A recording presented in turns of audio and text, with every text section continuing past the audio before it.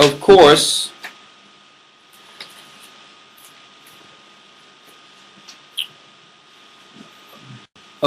we cannot go any further in these lessons without speaking of what's going on there in Syria prophetically, and how that geopolitically will affect us in our present day life.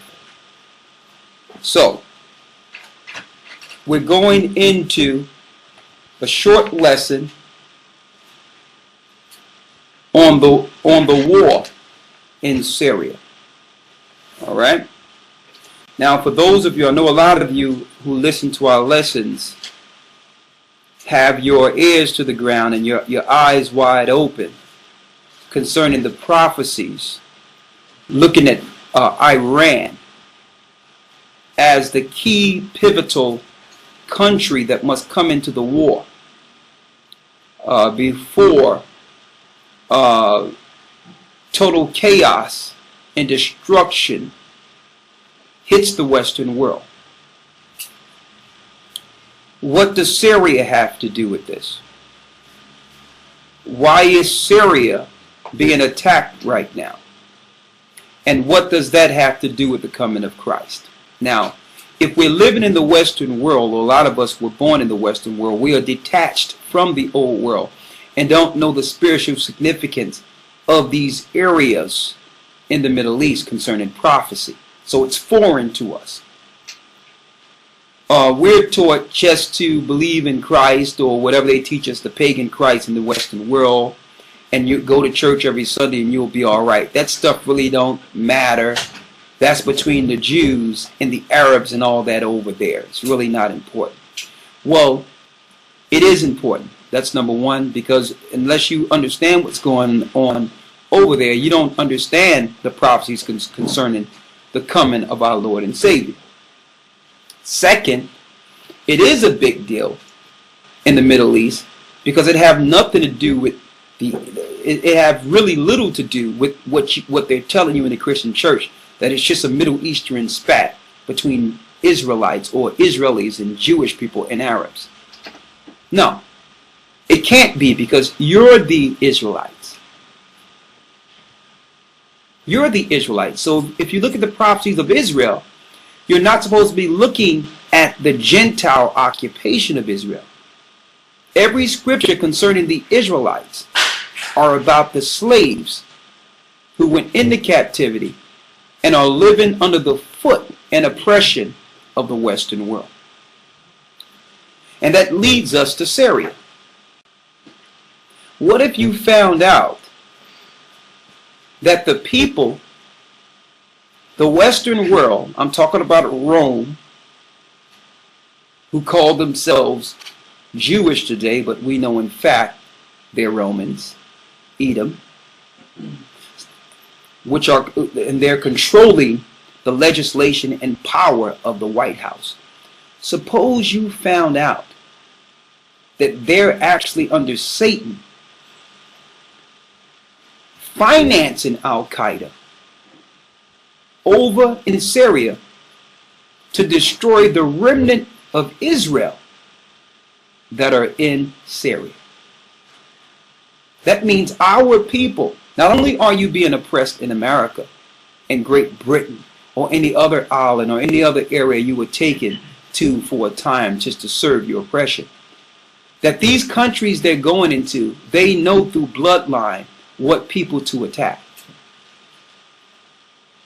Now, there's going to be a remnant in Syria whom the Most High will save through this, which will actually go into the wilderness. We're going to go there soon.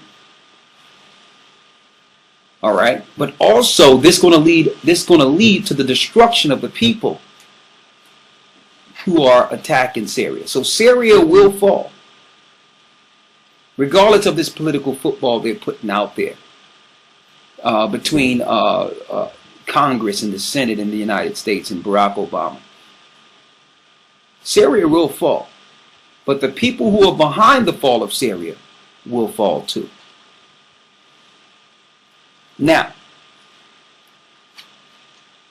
Before I go into the scriptures on this, as far as going into Syria itself, I need to first do a recap on a few things we've said for a long time. That eventually, that the European Union or the European world, which are really the head of this thing that's going on here, that the EU will eventually turn on America and have America be the blame of everything wrong. Said that long ago, and there's prophecies concerning it. I'm going to read it. Great Britain have backed America in every war up until this one. Now, Great Britain is where the Queen is. Okay? Which I would call the Queen of Babylon myself. But she's a Horite, she's an Edomite, she's a German.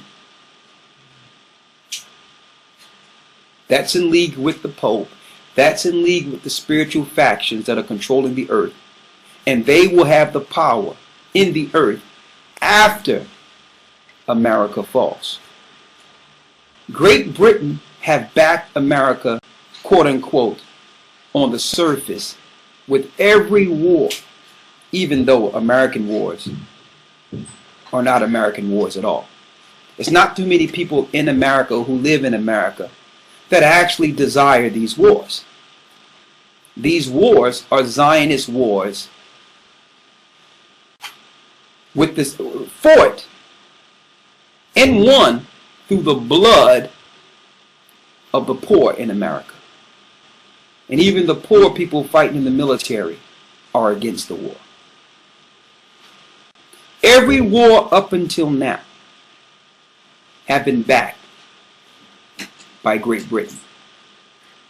But they've washed their hands of Syria. Why? You can only use the same platform and propaganda so many times before everyone sees what it is. You say Assad used weapons of mass destruction on his own people. Where did we hear this before? Did we hear this when they claimed that, you know, Saddam Hussein is a bad man who used chemical weapons on his own people? A drum up to war against Iraq to destabilize Iraq, and then come to find out there was no chemical weapons at all? Come to find out the so-called rebels of Syria don't even belong to Syria. They're Saudis. They're part of the Mujahideen, which was created through Brzezinski and the New World Order to move people from Saudi Arabia, rebels, from one country to the next to destabilize it. And when the cameras are on, they'll just raise the flag of the country they're destabilizing to make the Western world believe that it's their own people fighting against them. When it's not. These are paid mercenaries that are paid from one country to the next to destabilize it. The same so-called rebels, they're not rebels at all, they're mercenaries, that were in Libya, that toppled Libya, are now toppling Syria. They are not from Syria. So there's no civil war. Never was. But they're banking on America's ignorance and the people of America in the Western world ignorance. They're banking on your ignorance to sell these stories. How many of you still believe that Assad used chemical weapons on his own people? None of you, because it didn't happen. Now here's the key part that's very weird. The areas in which they're now attacking or have been attacking, and I know it's not important to some of our people, is an area called Malala, right? And that's nothing to you. But come to find out, Malala is a place in Damascus or Syria. which is one of the only 3 places in the earth in which the language that Christ spoke is still being spoken in the earth today. So they're not just attacking people. These are strategic attacks against the elect who are scattered in Syria. See? But before I go there, let's go to the fact that the scriptures tell us that the EU will eventually go against the whore.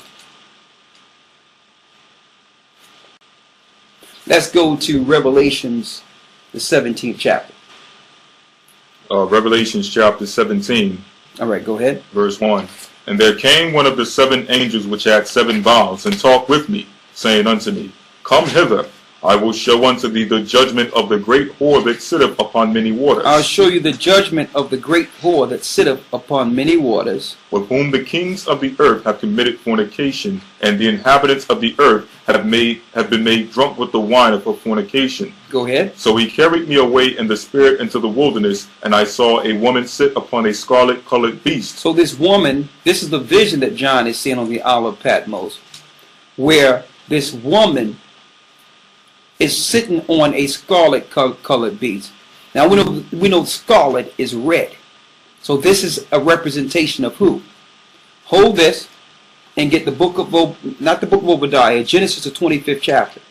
Genesis 25 and 25. And the first came out red, all over like an hairy garment, and they called his name Esau. So they called his name who? Esau. Now go down to where you eat that red pottage. Read. Verse 32. Read. And Esau said, Behold, I am at the point to die. What profit shall this birthright do to me? Go ahead. And Jacob said, Swear to me this day. And he sware unto him.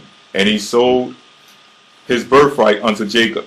Then Jacob gave Esau bread and pottage of lentils, and he did eat and drink, and rose up, and went his way.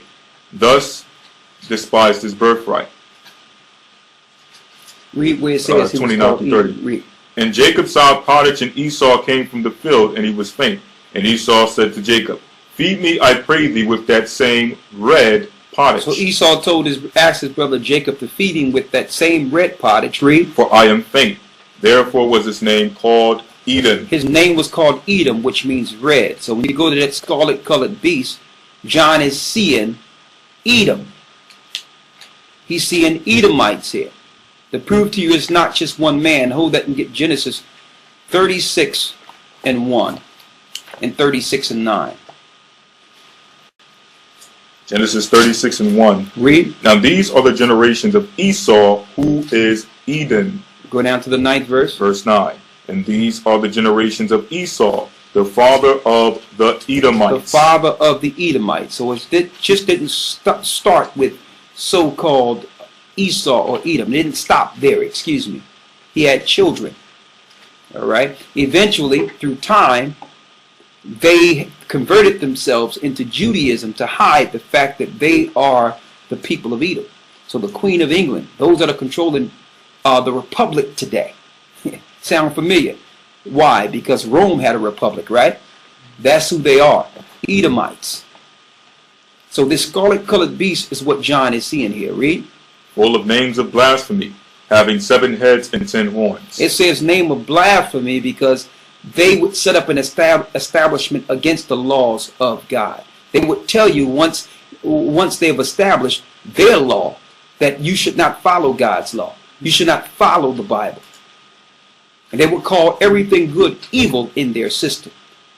Blasphemy. They would make you pagans. They would say ignore the Passover, ignore the Sabbath, ignore everything that the Bible say, and follow our paganism, follow our Satan pagan worships. See? And the head of their pagan satanic church is who? The Pope. Read. Having 7 heads and 10 horns. The 7 heads represents the 7 mountains which Rome sat on. And the 10 horns represent the countries that was an extension out of Rome. Read. Verse 4. And the woman was arrayed in purple and scarlet color, and decked with gold and precious stones and pearls, having a golden cup in her hand, full of abominations Full- and filthiness. Full of abominations and filthiness. That's the lies that come from Rome. And the religion that comes from Rome. Making everyone drunk with the wine, her religion. And guess what? It's not just Catholicism. Okay? The Catholic Church created Islam. Islam is no different than the Catholic Church. It's just the Catholic Church for Arabs. That's it. And if you want to do the research, look at Persian mythology, in which they had one god for each day of the year. And each of those gods linked to a saint or an idol worship in the Roman Catholic Church today. Read. The end of verse 4. Having a golden cup in her hand, full of abominations and filthiness of her fornication. And upon her forehead was a name written, Mystery, Babylon the Great, the mother of harlots and abominations of the earth. Abominations of the earth. So you're going to look for this same church to bring truth. And I know you Christian church saying, well, I know the Catholic Church is wrong. I know you Baptists and Pentecostals are saying, I know the Catholic Church is wrong. But guess what? She's your mother. Okay? She's your mother. And the core credo of the Catholic Church is being taught throughout all the factions that came out of it. So yeah, that's why she's called the mother of harlots. You might not be the mother, but you're still a harlot. See? Because you haven't sat down and really examined your doctrine and where it came from, its origin. You're still worshiping on Sunday when the Most High say, remember the Sabbath. Who taught you that? Your mommy. That's who taught you that. You're still celebrating Christmas. You're still celebrating Easter. You're still claiming that the Bible and the laws are done away with. See that? You're still doing it. And then wonder why the church is going to hell in the handbasket. Why? If you tell people that the law is done away with, then every lawless creature or unrepentant sinner will become a part of what you're dealing with, so because they can do it freely without any burden on conscience. And then eventually you'll have a homosexual come in and say, well, listen, you can't tell us that we can't do it. We can run this church now because you told us the law was done away with. And we up in here and we see all you breaking the laws written up in the Bible. What can you tell us? And see, and that's what mommy wanted. That's what the whore wanted. Because why? The whore, which is the Roman Catholic Church, is filled with pedophilia, filled with homosexuality, filled with incest. So that's why they wanted to teach you. And their aim was to eventually attack and destroy the so-called minority churches, which had some similitude of morality at one point. I'm reading right now on your mommy, the Roman Catholic Church. Here's an article.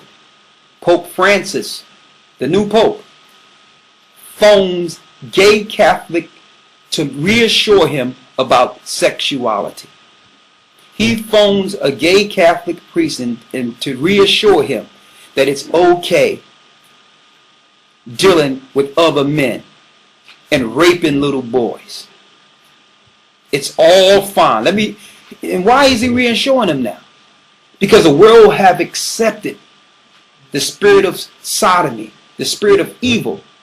And it began with the church claiming you don't have to follow any laws. The Bible, the Old Testament is done away with, and those laws mean nothing no more. Now the mommy is telling you the truth. And they can come out in public now. Why? Because now homosexuals have overran all the churches. They're on your board. They're on your board, okay? They're your secretaries, okay? They're your everything. They're your choir leaders. They're your Sunday school teachers now. See? They're your musicians. They're your singers now. Okay? They are your faith movement leaders. They're getting everybody up, singing up in the church now.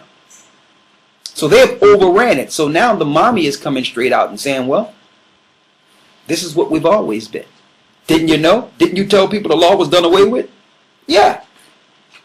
So don't try to detach yourself from the Catholic Church. If you are Baptist, Pentecostal, no matter what you are a part of your mommy. Unless you denounce it all and come back to the truth, you are living under the whore. Finish reading. Verse 6. And I saw the woman drunken with the blood of the saints. And that's how you know who the woman is. The woman killed the saints. Who was responsible for the martyrdom of the Israelites? The Romans. See? It's identifying who are the murderers, the children of Satan. The Roman Catholic Church didn't use the Jesuits' ships and power and the merchants' money to go over the earth to give you philanthropy and heal diseases and help you. No. They came with swords drawn to kill and disease the people and enslave the earth. They're the killers of the saints. So if you want to know who the saints are, look at the countries that have been destroyed by the Roman Catholic Church. And 9 times out of 10, probably 10 times out of 10, you're looking at the lost sheep of the house of Israel. Read. Verse 6, the rest of verse 6. And with the blood of the martyrs of Yeshua, and when I saw her, I wondered with great admiration. And the angel said unto me, Wherefore didst thou marvel? I will tell thee the mystery of the woman. Here's the mystery of this woman. And of the beast that carrieth her, which hath the 7 heads and 10 horns. Go ahead. The beast which thou sawest. So when it says carried her, to show you that she's not going to stay stationary. So for those who claim it's just the Roman Catholic Church or just Rome or Italy, don't have no geopolitical or spiritual understanding of what this is speaking of. This beast don't stand still. This whore is not just starting with the Roman Catholic Church. She set up stations all over the earth, and her key station is the daughter of Babylon, America herself. I'm going to show you. Read. The beast that thou sawest was and is not. It says it was and is not. And shall ascend out of the bottomless pit. It says it was and is not, and shall ascend out of the bottomless pit. Now we know who ascended out of the bottom, who will ascend out of the bottomless pit according to the scriptures. Hold on and get the book of Revelations. You're still there, right? Get Revelations 20, and let's see who is it speaking of. Revelations chapter 20, verse 3. As a matter of fact, verse 2. And he laid hold on the angel, that old serpent, which is the devil. The old serpent, the devil. And Satan. And Satan. And bound him 1,000 years. So we know that when Christ returns, he will bound Satan 1,000 years. And cast him into the bottomless pit. And cast him into the bottomless pit. Read. And set a seal upon him, that he should deceive the nations no more, so the 1,000 years should be fulfilled. What happens after the 1,000 years, after Christ's 1,000-year reign? And after that he must be loosed a little season. And after that Satan will be loosed a little season. So that beast that will ascend out of the bottomless pit is actually speaking of Satan. It's not an antichrist or one man popping up. It's Satan, who is the God worshipped by the mother Roman Catholic Church. And deceptively, he's also being worshipped by all the harlots who came out of her. That's why Christ said, be not deceived. Many shall come in my name, saying, I am Christ, and shall deceive many, showing you the highest deception in the recruitment for Satan will actually be within the church. Read. The beast that thou sawest was and is not. Was and is not. And shall ascend out of the bottomless pit. And showing you, and read. And go into perdition. And go into perdition. Talking about the spirit of Satan. Read. And they that dwell on the earth shall wander, whose names were not written in the book of life from the foundation of the world. So who is these who were not written in the book of life from the foundation of the world? You're going to find out who. Read. When they behold the beast that was. When they behold the beast that was. And is not. And is not. And yet is. But yet is. Because also Satan is the power of an empire, because when you look at beast in the book of Daniel, it's an empire. So he's looking at a beast that was, that means it's related to something that was. And that's why America is dealing with Babylonian, ceremonies. because it got those ceremonies from a beast that was. Okay? The Babylonians celebrated December 25th, Tammuz, in the celebration of Nimrod. Okay? It was Babylon that celebrated the goddess Star, Tammuz's mother, who had a child without a man in ancient Babylon. See? So this new beast will be like a beast that was and yet is. Why did it say yet is? Who was ruling during John's time? Rome. So Rome took on the power of that beast. But then it says it's not. Why? Because you can't read the word America nowhere in the Bible. It's a future beast. See? So John says it was and is. And the fact that he said it was during his time, that means the Roman Empire who exiled John to the Isle of Patmos was following the same rituals of ancient Babylon. Yet it's not. Why? Because it was a future prophecy of an empire that did not come during John's time. Listen clearly.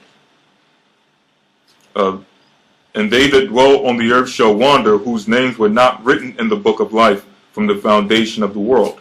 What verse? This is verse 8. Go ahead. When they behold the beast that was and is not and yet is. And yet is. Go ahead. And here's the mind which have wisdom. Go ahead. The 7 heads are 7 mountains on which the woman sitteth. Go ahead. And there are 7 kings, 5 which are fallen, and 1 is. Go ahead. And the other is not yet come. And the other is yet not come, so there's going to be another that will come. Read. And when he cometh, he must continue a short space. That means this empire, this last empire, will have the shortest rulership compared to all the rulerships before it. Read. And the beast that was and is not, even he is the 8th. Even he is the 8th. And is of the 7. And is from the 7. And goeth into perdition. And he will eventually go into perdition. And we know that that last empire is America, which was made out of 3 of the 10 horns. It was made out of Great Britain, France, and Spain. Read. And the 10 horns which thou sawest are kings. They're kings. Which have received no kingdom as yet, but received power as kings 1 hour with the beast. So these 10 kings, or these 10 powers out of Rome, didn't receive their power yet. Why? Because that last beast, that last horn out of them, jumped out and received all glory. That means even though France, Spain, and Great Britain created America, and they're America's mother, because they're part of being part of Rome, Americans have gained more notoriety than all of them. So eventually what will happen? Read. And the 10 horns which thou sawest are 10 kings which receive no kingdom as yet. Because why? America have taken their glory. Read. But receive power as kings 1 hour with the beast. That means the last hour of rulership is what's allotted to them. To show you that the 10 horns will not get their power until the very end. So who's in their way? Who's in the EU way? America. See? They created America, but yet America gets all the glory. So eventually they're going to take the glory back by doing what? Allowing her to be destroyed. Read. Verse 13. These have one mind, and shall give their power and strength unto the beast. That means they will give their power and strength unto Satan. These shall make war with the Lamb. They are the ones, these are the Edomites that will fight against Christ. America will not be in existence when this happens. Read. And the Lamb shall overcome them. And Christ shall overcome them. For he is Lord of lords and King of kings. Read. And they that are with him are called and chosen and faithful. And he saith unto me, the waters which thou sawest where the horse sitteth are peoples, multitudes, and nations, and tongues. Go ahead. And the 10 horns which thou sawest upon the beast, these shall hate the whore. These shall hate the whore. And shall make her desolate. And shall make her desolate. And naked. And shall eat her flesh and burn her with fire. Now she's eaten, the flesh is being eaten through the economy that was set up through the Rothschilds. knowing that one day they would put a debt under America that she cannot pay. So it's tearing her down slowly. That's why it says Babylon the Great is fallen. It's fallen. And eventually, they're going to side with the enemies to destroy America. And that's what's going on right now. You see Great Britain? Great Britain is saying, we don't want nothing to do with Syria. And you notice this is right before Iran comes into the picture. So they're opening the door for Iran. We're dealing with the prophecies as we speak. Now, America is on their own, going into the last war on earth. See?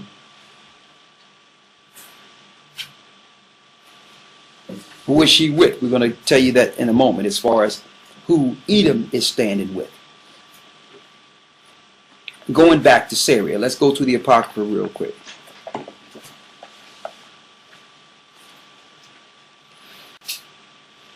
Second Ezra chapter 16 verse 1. Go ahead. Woe be unto thee, Babylon. Woe be unto thee, Babylon. And Asia. And Asia. Woe be unto thee, Egypt and Syria. Now these are all the areas that were meticulously taken down politically. Babylon well, ancient Babylon is Iraq. You got Egypt, where they're looking for regime change. And who? Syria. And Syria. But yet, they'll tell you, don't believe the scriptures, don't believe the Bible. And you know what? A matter of fact, they told the Christians in the Western world, don't even read the Apocrypha. And it's telling you in chronological order the countries that are in the war as we speak. Now, if you were to read these scriptures and see what's going on in the news, it would confirm what we've been saying the whole time. The Apocrypha and the Bible prophecies are true. See? Read. Verse 2. Gird up yourselves with cloths of sack and hair. Bewail your children, and be sorry, for your destruction is at hand. For your destruction is at hand. Read. A sword is sent upon you, and who may turn it back? A fire is sent among you, and who may quench it?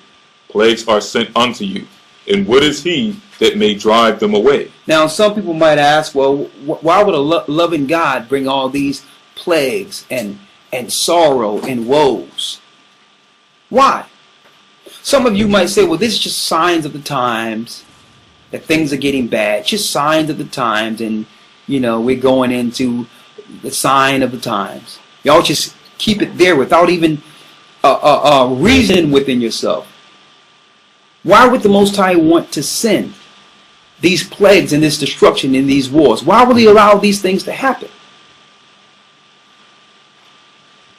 We're going to show you why. Hold that and get Psalms 83 and 1.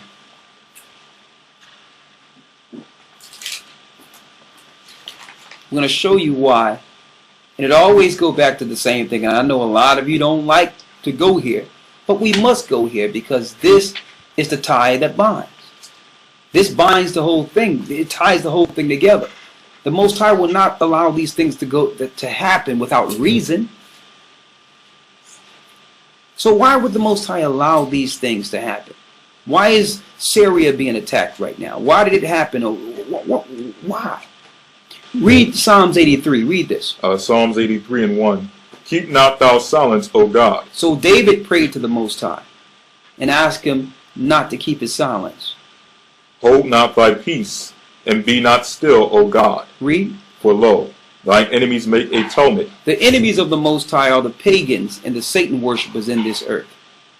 They're making a tumult. That means they're making an uprising, or they're speaking against someone. Read. And they that hate thee have lifted up their head. The nations that hate the Most High have lifted up their head. How do you know they hate the Most High? They don't follow the Bible. They hate the fact that there's laws in the earth, righteous laws. And they uphold their idolatry and sacrilege. See?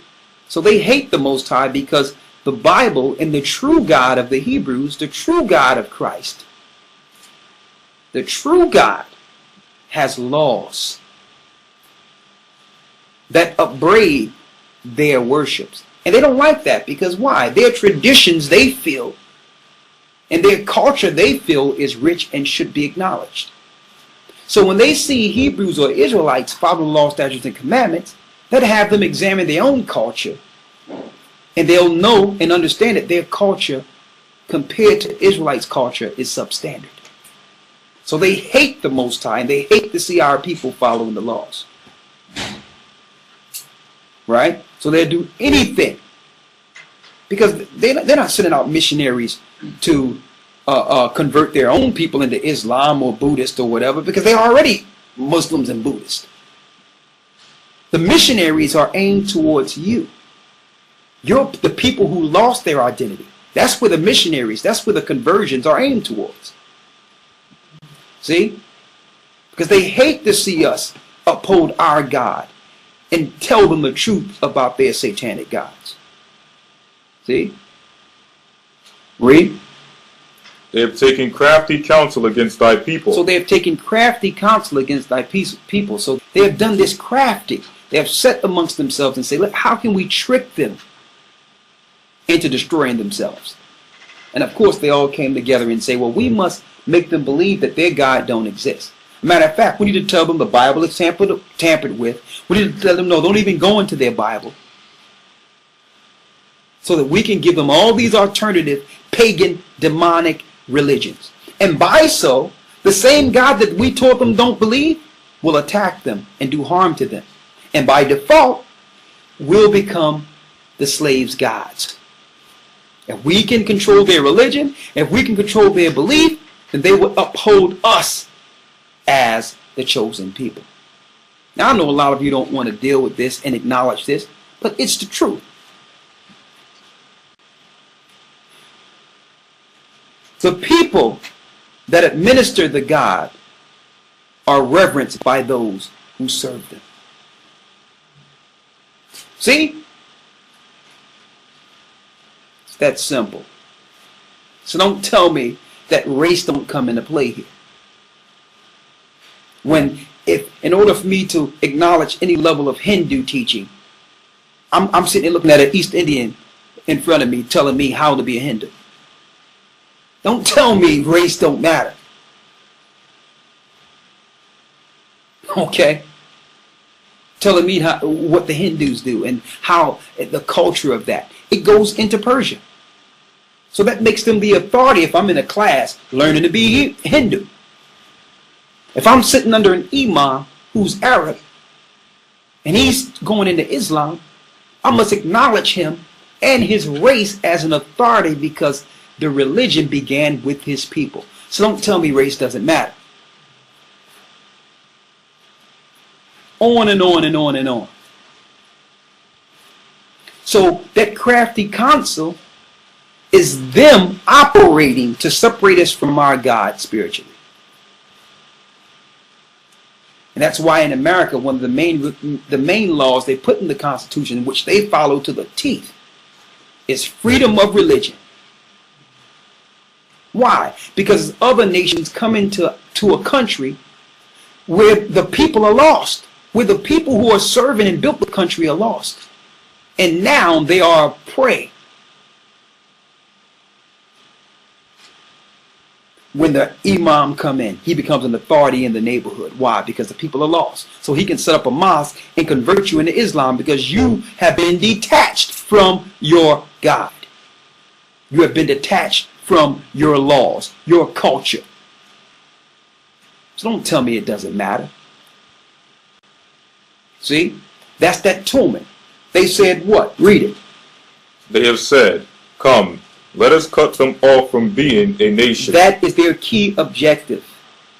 Let's cut these people off from being a nation. We can never have them know who they are. Because I can't resolve being a Muslim now that I know that my seed links to Abraham, Isaac, and Jacob. I can't even perceive myself being a Muslim and following a new religion that just came around not too long ago. When I know that I have a rich history beyond the Arab world. That the same time that our people were teaching the Arab world. They were operating and worshiping one God for each day of the year. So they had to first tell us that it doesn't matter who we are. Just learn what the masters are teaching you now. Their key objective was to cut us off from being a nation. That what? That the name of Israel. That the true name of Israel, knowing who God's people really are. And that's why the Christian church is saying, well, everyone is spiritual Israelites now. So that no one will know who the true Israelites are. And then I'm like, why is it that they're spiritual Israelites when all the other ites in the Bible are not spiritual? Where's the spiritual Ishmaelites? Or the spiritual Edomites? Where are they? Why is it they had to pick one people of the Bible and make them spiritual? Read it again. They have said, come, let us cut them off from being a nation. Let us cut them off from being a nation. That the name of Israel may be no more in remembrance. We have to make sure when these people are scattered throughout the four corners of the earth and enslaved, that they even though they're spiritual, we can never tell them that their fathers are Abraham, Isaac, and Jacob, because they will totally reject the gods that we've given them. And if they don't respect our gods, you got it. They won't respect us. The only power we have over them, the only respect that we get from them is to believe that the God we introduce into them is the true God. But what happens when they realize that we're pagans and worshiping fallen angels? That means they're going to take their prayers from us. They're going to take their blessings from us. And we can no longer be blessed through these people. See? And on the contrary, they will begin to pray against us and our gods. And that's what you're seeing in the earth right now. The Most High is shaking all the idols of the world because his people are awakening, praying against the satanic system and the religions who have destroyed them. That's what you are witnessing all over the earth.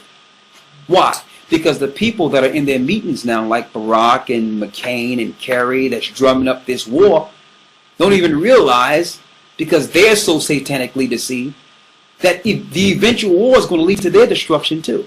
And I'm going to read it.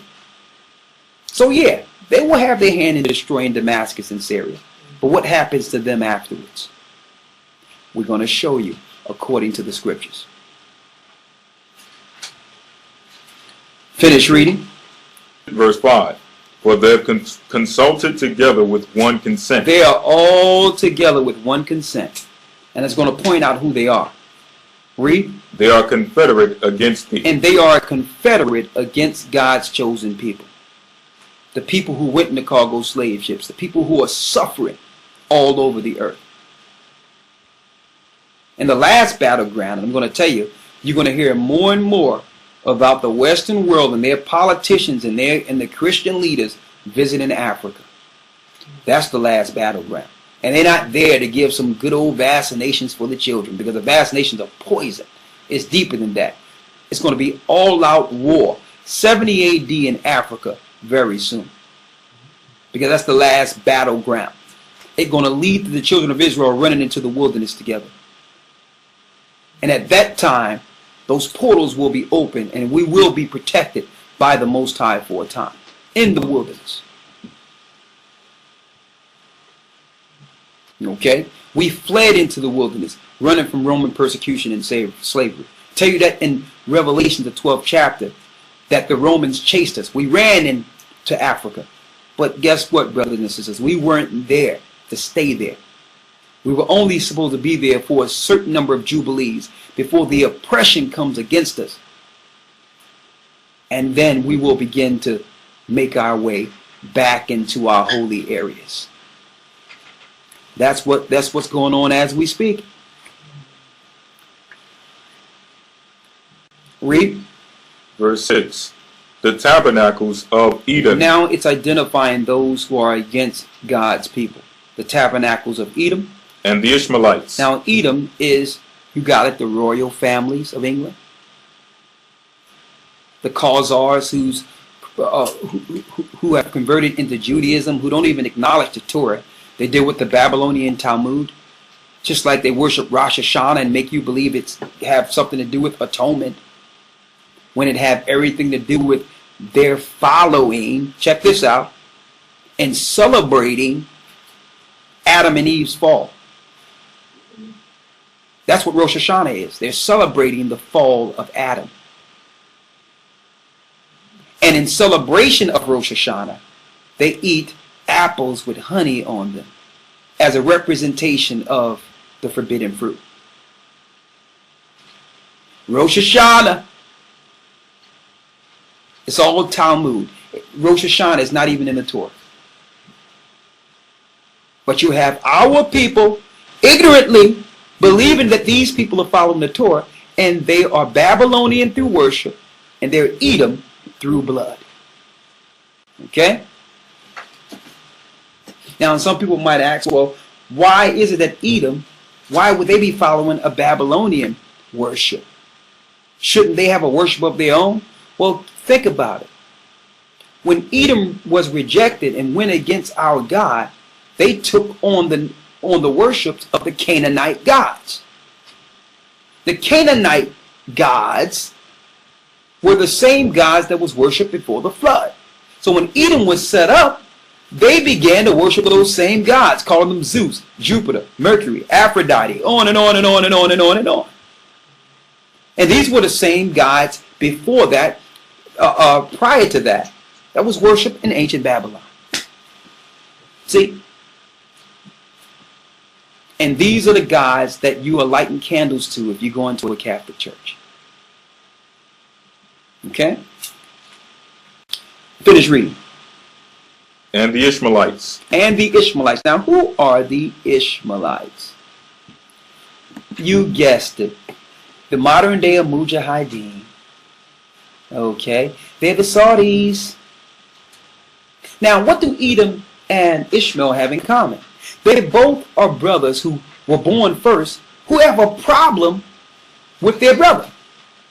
Like Ishmael, which is the father of the Arabs, have a problem with Isaac, because Isaac was born afterwards and received the blessing. See? Ishmael is the father of what you would call the Muslim belief now. And that's why when they come into our neighborhoods and when they come to where we live, they impose their religion on us. Because they believe that they should have been teaching us anyway because they came first. And then they'll lie to our people and say, yeah, the Bible's tampered with. Why don't you take our Bible, which is only a plagiarism from yours, read the Quran,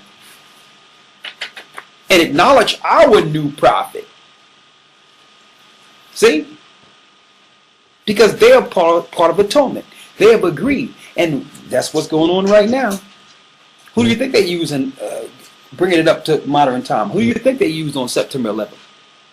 All the so-called hijackers had a passport and immunity through the government in the United States. And guess what? They were all Saudis. But then America went to war with Iraq.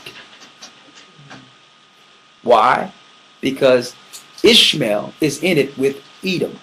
Edom also has a problem because he came out first and he lost his blessing and he lost his birthright. And he promised, when you read Genesis 26:27, that once his father died, he will destroy his brother. And his blessing was that once his brother falls, he will rule the earth as a hunter and he would live through the sword. Now, who's living through war today? You got it, Edom. So they're together. That's why the Saudis' propaganda over in the Middle East is in league with the propaganda of the Western world. They're working together against Jacob. You don't know who you are, Jacob, but they do. Okay? Finish reading. Of Moab. Of Moab. Now, Moab is on the coast of Israel. And when you see the modern day like Palestinians. Read. And the Hagarenes. And the Hagarenes. Gabal and Ammon. Gabal and Ammon, also Middle Easterns bordering our homeland Israel. Read. And Amalek. And Amalek. And who? And Amalek. And Amalek. Amalek is the chief leader over the Edomites. The modern day Amaleks would be jewelry. Those that are worshiping in jewelry today, like your Cohens, your Jewish priests, they are Amalek. Read. Gabal, and Ammon, and Ammon, and Amalek, and Amalek, the Philistines with the inhabitants of Tyre. Go ahead. Asher also is joined with them. Go ahead. They have holpen the children of Lot. And they have helped the children of Lot. Selah. Do unto them as unto the Midianites, as to Sisera, as to Jabin, at the brook of Kison, which perished at Endor. They became as dung for the earth. Now, did you read Hamath yet?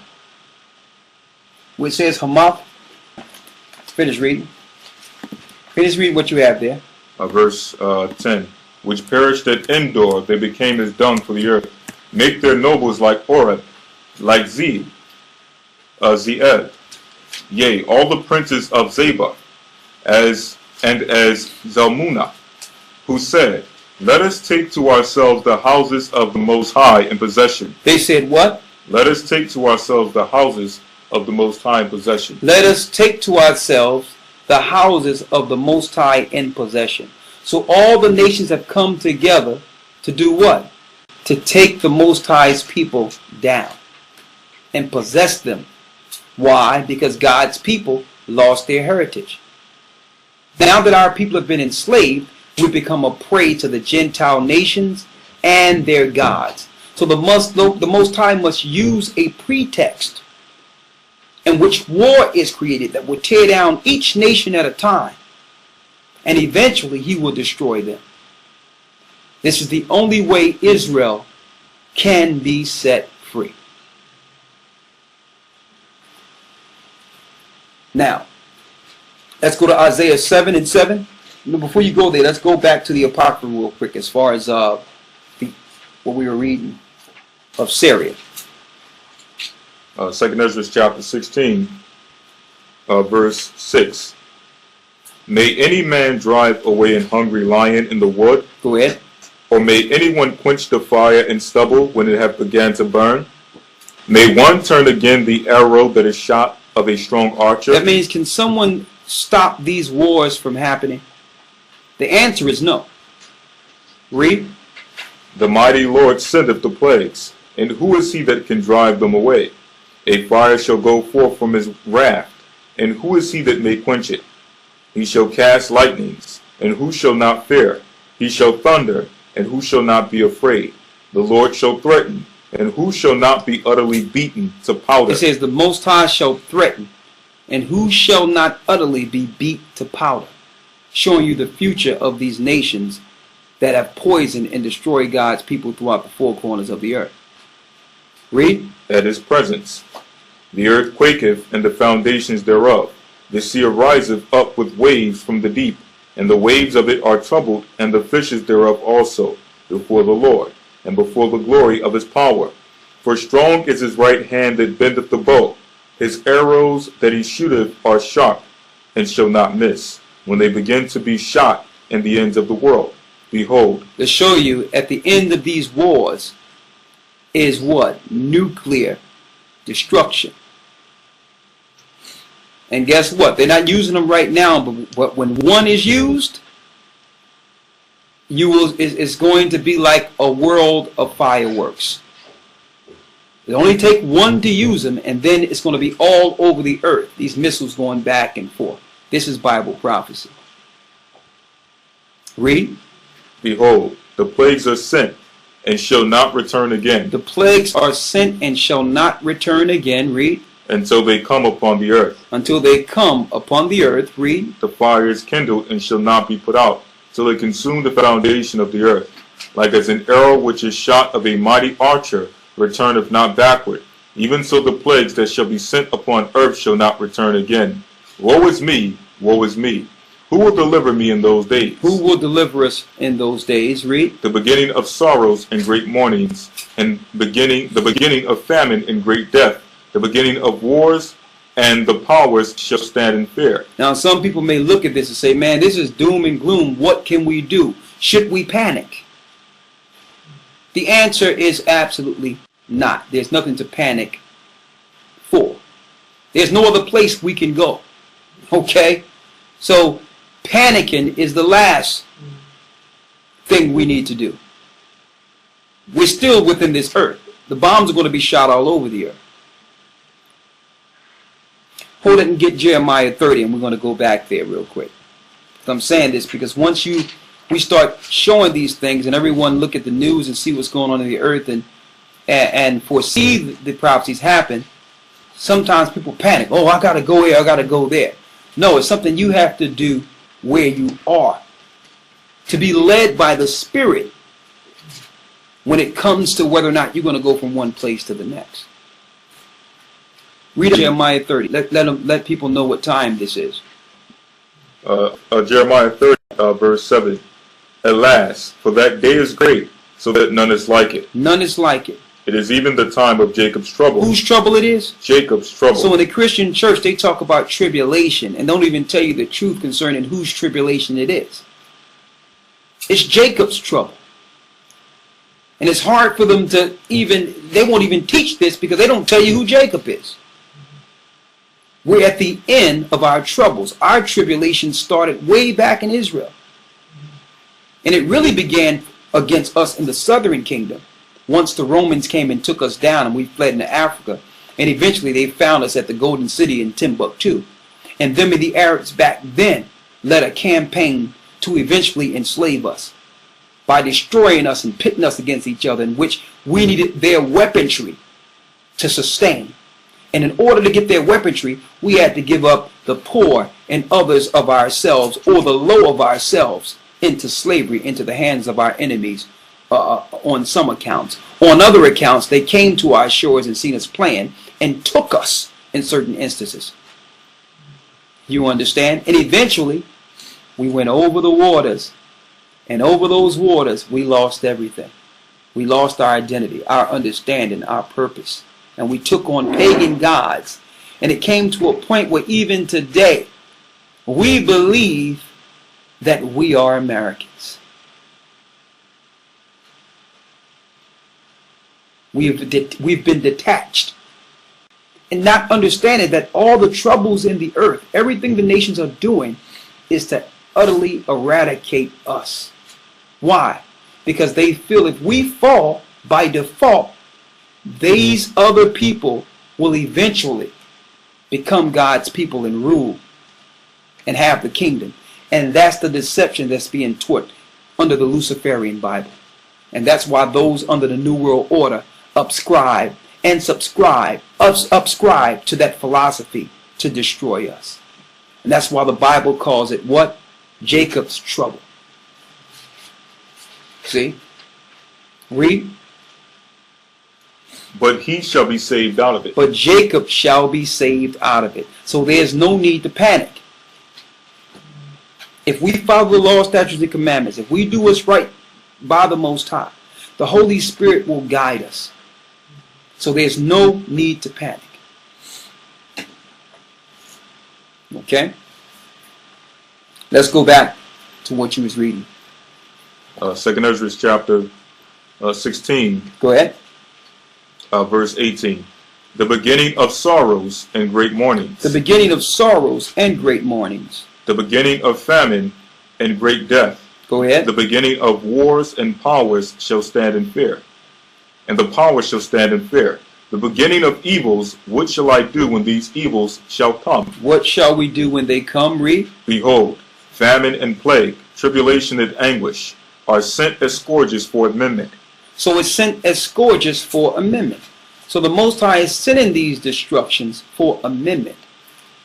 He's allowing these to happen so that now those that belong to the Most High will cleave to Him and be protected by Him. And those that oppose Him will be utterly, like the scriptures say, beat to powder. Read.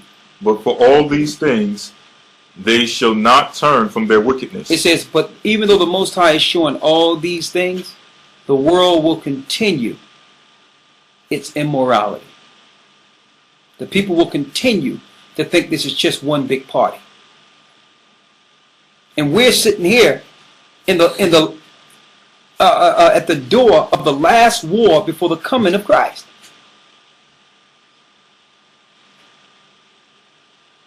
Verse 21, behold, victuals shall be so good cheap upon earth. And now because there's a sale and you can still get things cheap. Read. That they shall think themselves to be in good case. Everyone's going to think that it's still normal.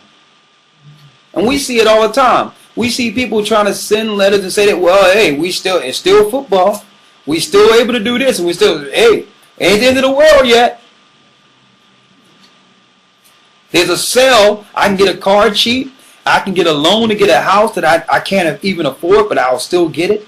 Because you can get things for almost nothing. And you still can go to the dollar store. You can still get stuff cheap. You think that Christ is actually going to stop his coming because you can spend cheaply. That's the diversion. Satan is purposely leveling things off so that you can continue to operate and not prepare for the coming. But when the wars actually hit your respective areas, everything you're doing is going to stop altogether. It's going to be all at once. It's not going to be time to prepare. It's going to be one day where there is no stores. It's going to be one day where there is no place you can walk freely and shop. It's all going to stop with one thing.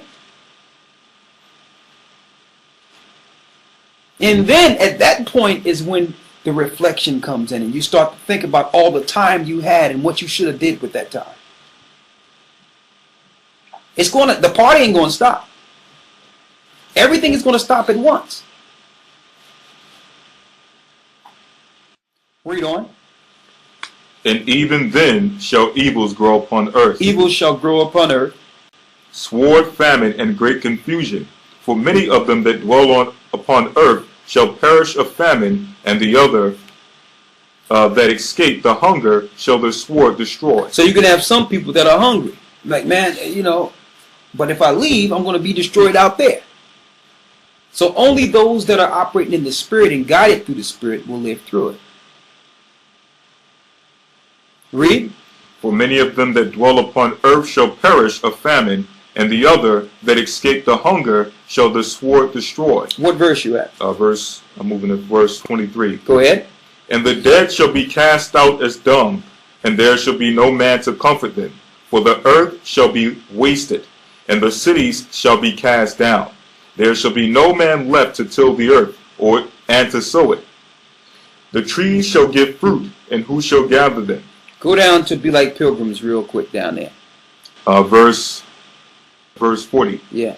O my people, hear my word. Make you ready to the battle, and in those evils be even as pilgrims upon the earth. Read that part again, because this is what you have to do to be saved. Read it again. O my people, hear my word. Hear my what? Hear my word. Hear the Bible. That's your direction. That's your map. Read. Make you ready to the battle. Get ready for the battle. This ain't a physical battle, it's spiritual. Read. And in those evils be even as pilgrims upon the earth. And while those evils, those famines and everything that's mentioned, that's coming down on this earth, you be ready like pilgrims in this earth. That means you be prepared to deal with what's on your back and go wherever the Spirit leads you. Because anything you are attached to in one place will be your demise. Unless you're being led by the Spirit. Don't forget, Christ didn't have a place to lay his head. Every place he operated was where the Most High told him to go. He didn't have a house. He didn't have a place where he could call home. So he learned to make the earth his home and operate in the Spirit. So if you're operating attached to anything that you got cheap, that you bought, that you think is yours, that place will become your tomb. Now let's go here. Let's go back to Damascus. Let's go back to Syria. Let's go to Isaiah 17. First, let's get Isaiah 7 and 7. Let's read Isaiah 7 and 7 first. Isaiah 7, verse 7. Go ahead. Thus saith the Lord power, it shall not stand, neither shall it come to pass. For the head of Syria is Damascus, and the head of Damascus is Rezin. And within 65 years shall Ephraim be broken, that it be not a people. And the head of Ephraim is Samaria, and the head of Samaria is Remaliah's son. If you will not believe, surely you shall not be established. Well, I'm going here to show you that at one point Syria had an attachment with some of the 10 tribes that left Israel. Now listen to this clearly. Read Isaiah 7:7 again. Isaiah 7:7. Thus saith the Lord power, it shall not stand, neither shall it come to pass. For the head of Samaria is Damascus. Is what? Is Damascus. Is Damascus. Read. And the head of Damascus is Rezin. Now when you look at Damascus, Damascus is in where?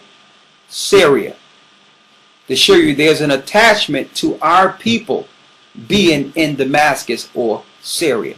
And I'm putting this out there because there's no coincidence that the place they attacked last week by the orders of the Western world government, by America, was an area in which they said was Christians that still spoke the ancient language of Jesus Christ, of Christ.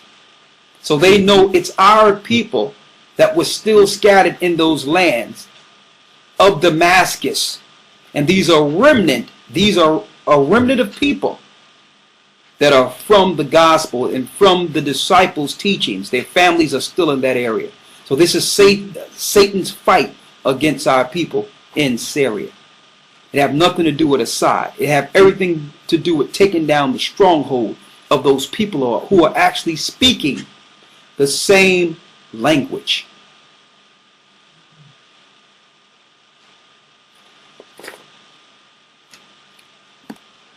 Let me show you something here. Here's an article. I need you to read this for me real quick. The inhabitants are mostly. The inhabitants are mostly Melkite. Matter of fact, start here. Ma'ula. Ma'alula. Now Ma'alula means high place. Now this is a high place in Damascus. It's called high place. Now think about this as we go through these prophecies. Read. Ma'alula, tucked into the honey-colored cliffs of a mountain range north of Damascus. North of Damascus. And on a tentative list of applicants for UNESCO World Heritage status, is associated with the earliest days of Christianity. It's associated with the earliest days of Christianity. So this ain't the Christianity you see in America. This is a remnant of the original Christians. See? Read. Saint Thessia.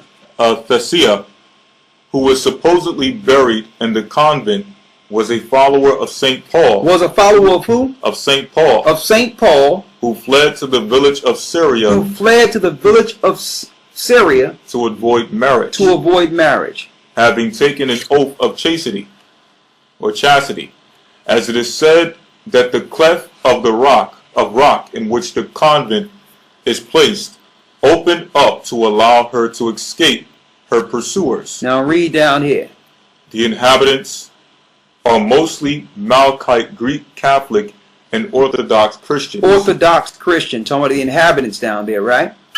Go down to right here where it says it's one of only 3 places.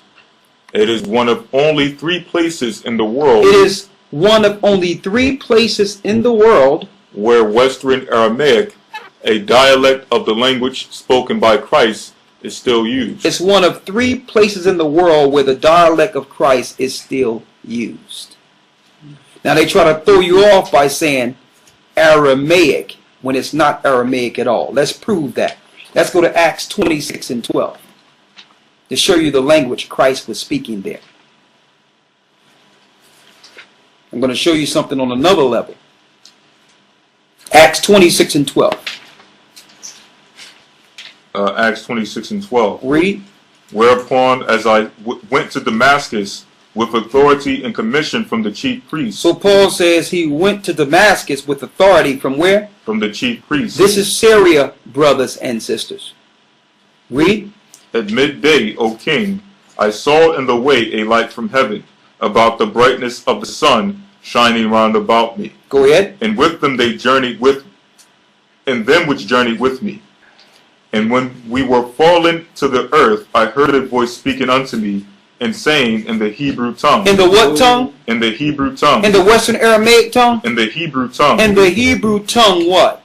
Saul, Saul, why persecutest thou me? So they have disguised it in the media. Every time you see Aramaic, they're trying to throw you off to make you believe that the Phoenician Hebrew is not being spoken. Christ spoke the ancient Hebrew. So every place you see Aramaic, replaced with ancient Hebrew. So here's a town that's translated to high place that links directly to the original Christians, in which they're still praying to the Most High in the name of Christ in the ancient holy name.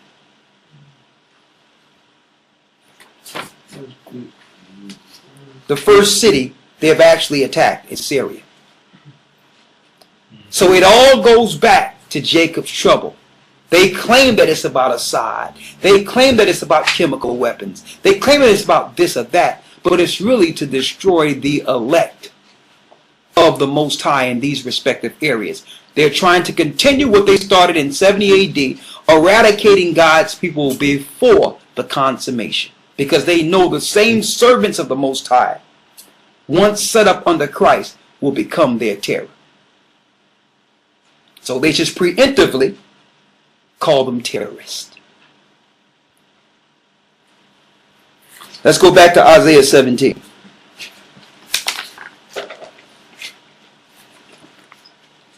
Isaiah 17:1. Read. The burden of Damascus. The burden of Damascus, Behold, which is Syria.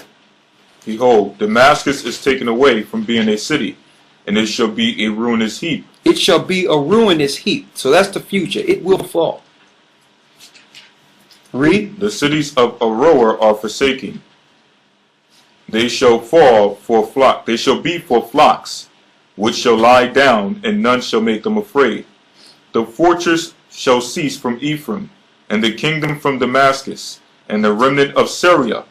They shall be as the glory of the children of Israel, saith the Lord of hosts. They shall be the glory of the what? They shall be as the glory of the children of Israel, saith the Lord of hosts. Didn't we tell you, according to prophecy, that when they go into these lands, they're actually attacking the lost sheep, God's people?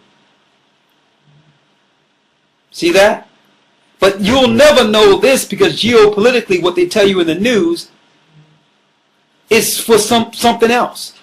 Just like they did in 70 AD when they claimed that, when Nero claimed that the Israelite Christians or the Jew Christians burned 8 blocks or a few blocks in Rome, and through that lie destroyed our people. Now they're saying Assad did this, but they have Ishmaelites, mercenaries in the land with others killing our people. And soon, based on these votes within the United States, and guess what? You're not going to be looking at this because it's football season. All right? Perfect timing.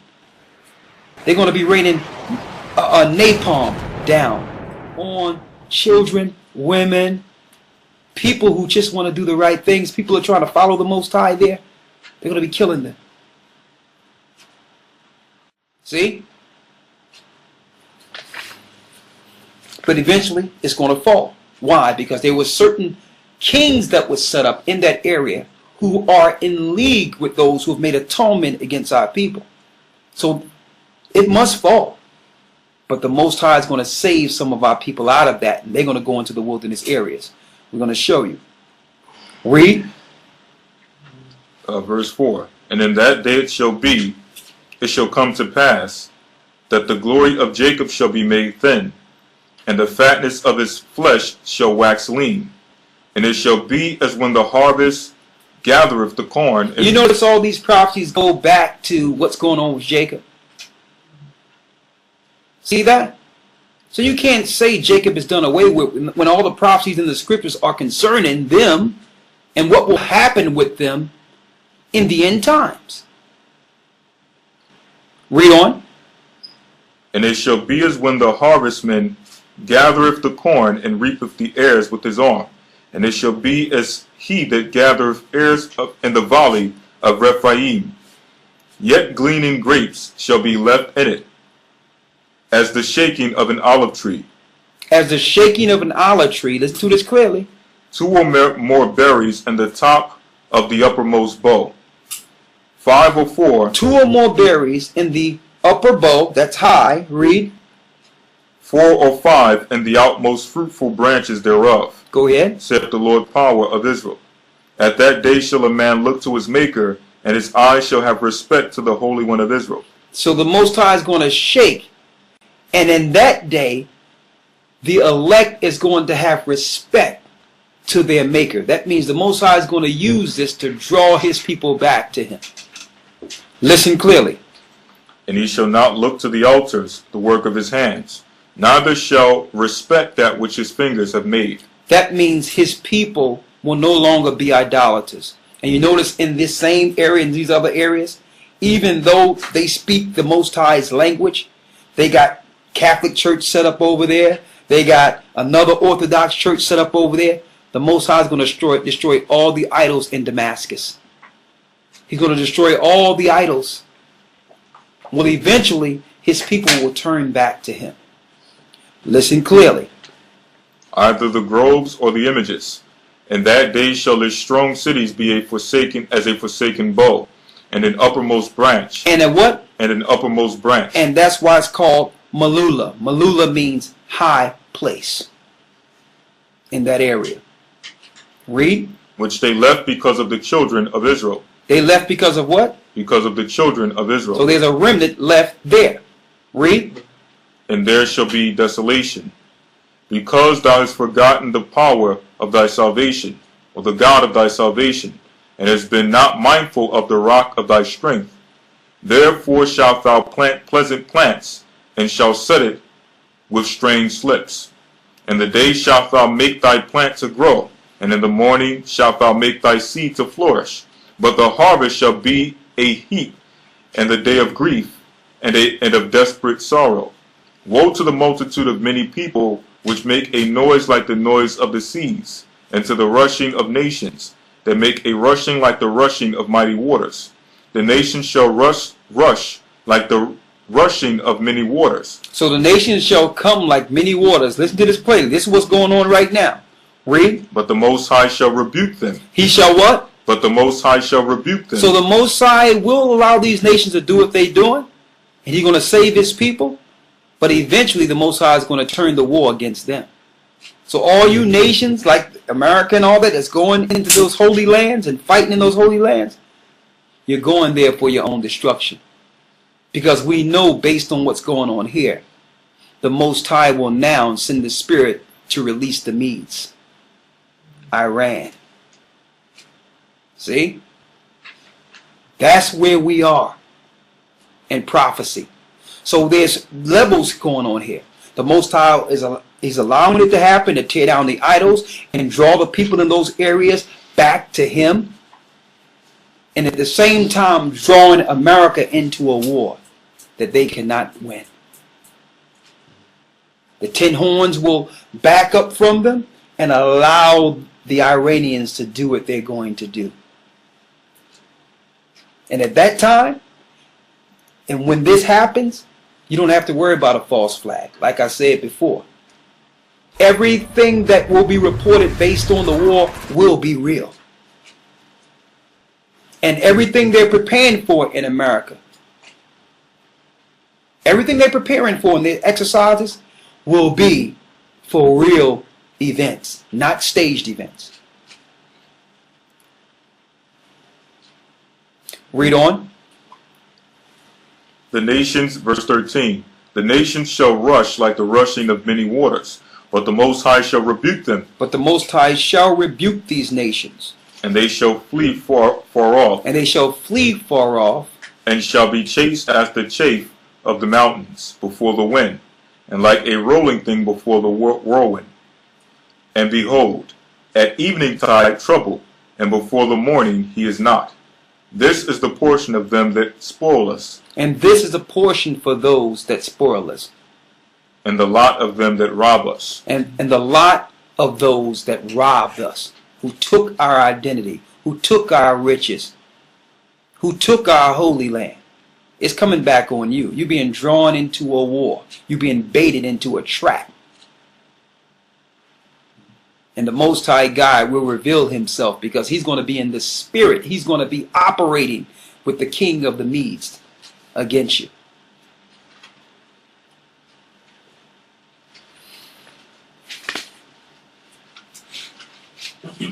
When you go into Acts 9, it also shows you the road of Damascus, which is Syria, where Paul received the information. Where he received his mission. But let's go to Amos 3, last scripture. Amos chapter 3 verse 1. Go ahead. Hear this word that the Lord hath spoken against you, O children of Israel, against the family which I have brought up from the land of Egypt, saying, Hear this word that I've spoken to you, O children of Israel. You only have I known of all the families of the earth. The whole family. He says, Israel, you only have I known of all the people of the earth. Like that means the Most High did not go to any other nation and put his name in. To put his name in. Only through the children of Israel. Read.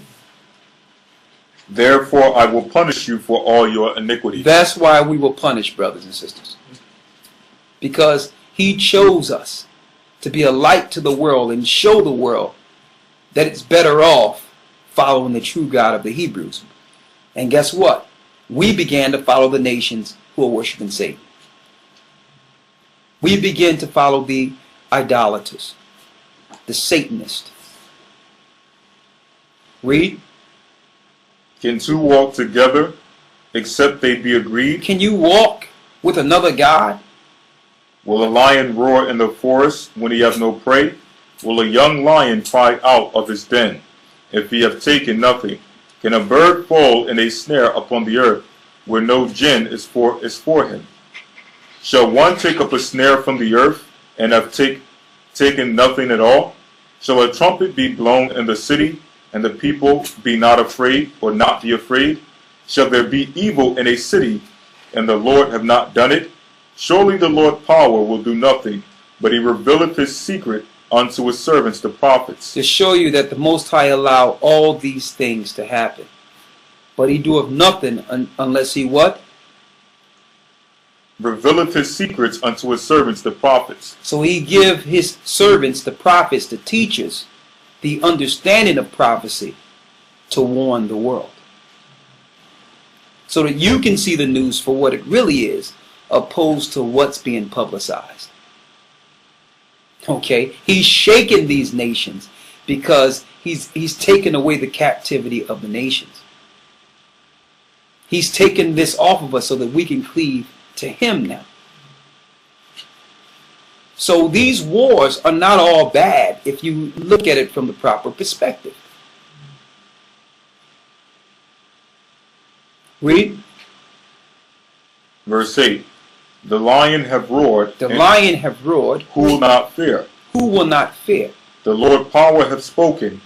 Who can but prophesy? Publish in the palaces at Ashdod, and in the palaces in the land of Egypt, and say. Now we know that Ashdod was a capital city, a seaport capital city of Edom. And Egypt was the place in which we were enslaved and the Most High destroyed.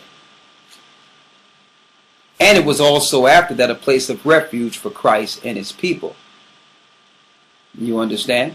He says, make a proclamation to them. Make a proclamation to Edom and to Egypt, and say what? Assemble yourselves upon the mountains of Samaria. And assemble yourselves on the what? The mountains of Samaria. On the mountains of Samaria. Read. And behold the great torments in the midst thereof, and the oppressed in the midst thereof. For they know not to do right, saith the Lord. Go ahead. Who store up violence and robbery in their palaces. Therefore thus saith the Lord power, An adversary there shall be even round about the land, and he shall bring down thy strength from thee, and thy palaces shall be spoiled.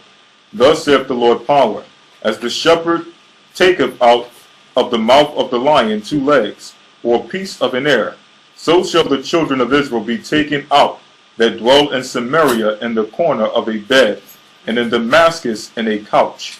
Go ahead. Hear ye and testify in the house of Jacob, saith the Lord Power, the God of hosts, that in the day that I shall visit the transgressions of Israel upon him, I will also visit the altars of Bethel, and the horns of the altar shall be cut off and fall to the ground. Now Bethel was a place that we set up, that the northern kingdom set up, Ephraim set up, to Moloch and Ashtoreth, to show you that all these idols must fall. We were enslaved because we set up Bethel. Read on. And I will smite the winter house with the summer house, and the houses of ivory shall perish, and the great houses shall have an end, saith the Lord. And the great houses shall have an end. So the eventuality of all this is the fall of all these churches, all these gods. That's what it's leading to, a visitation where all the gods fall, all their temples fall, and the Most High people are preserved and ready for the gathering. That's what this is leading to. So stay tuned, because it's not over. Keep looking at your news concerning Syria. Ignore Russia and watch Iran.